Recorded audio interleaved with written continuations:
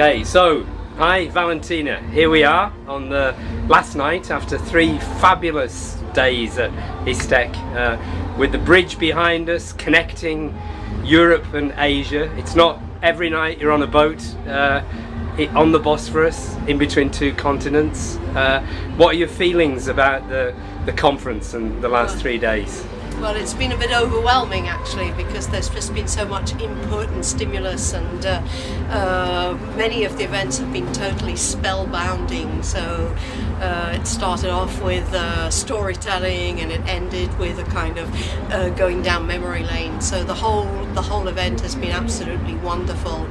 And Bosphorus has just been, like, you know, a stupendous host, so I'm very honoured to be here. Great. And can you tell us, for those people who didn't come to your workshop, what you were doing in your workshop? Yeah, absolutely. I mean, I work with English360 and I'm the learning manager for English360, but more importantly, I've spent the last 6-7 years of my life training and working with educators who use learning technologies. So my session yesterday was about correction strategies and techniques that are helpful when we're working in an online or blended environment, basically starting from the point of view of sort of orientating learners to the online environment to make it a non-threatening environment, because unlike the physical classrooms that maybe we're more comfortable with, the online environment gives us a sort of digital footprint of the mistakes both that learners or the educators might make.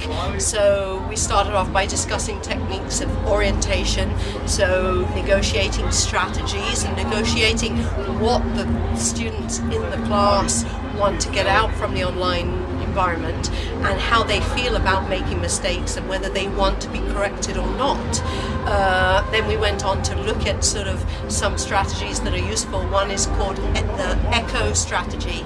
ECHO in the sense that the moderator or the course tutor that's looking after the online or the blended kind of online part, instead of using a red pen or the equivalent of a red pen online, uses the learner's mistake in a correct way, so correcting something unobtrusively without finger pointing, without naming the student. We also looked at ways of the fact that we've actually got a digital record of the mistakes is that we can actually cut and paste those mistakes and create an activity. And English360 has authoring tools which allow you to do that. So instead of actually saying to the student, oh, you've made a mistake, using their mistakes to create an activity, consolidate and show them the correct version.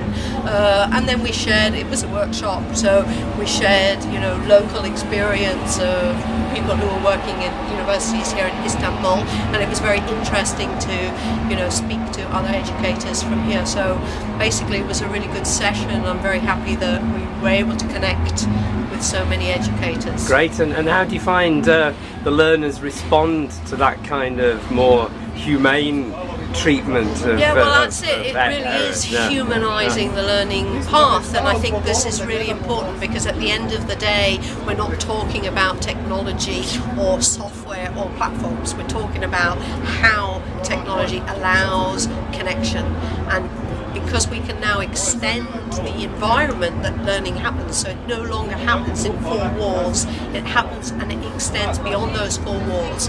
I think learners really respond to that.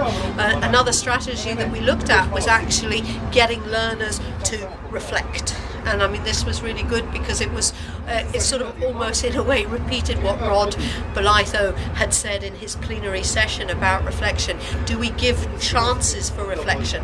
And I mean, in teacher training that's important, but do we remember that also with students?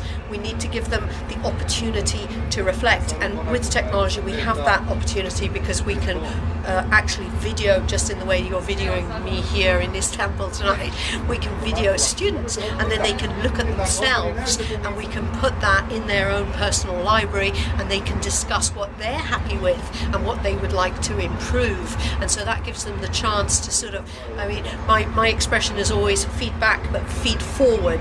So where do we want to go? Where does the student want to go? And do we give them the chance to do that? Technology gives you a chance to kind of stop and think and stop and reflect. So it's not just about green ticks or red crosses, it's about supporting the learner in their journey forward, and it's a long journey and they need humans in that journey. So for me that was like kind of the salient point. That's great, Valentina. And if anybody wants to find out about the work that you do, is there a website at all? Absolutely. That it's www.english360.com, and my name is Valentina Dodge, and with kind of Google, you know, you can just find out about us in a click. So we look forward to you joining the community, and it's free for educators.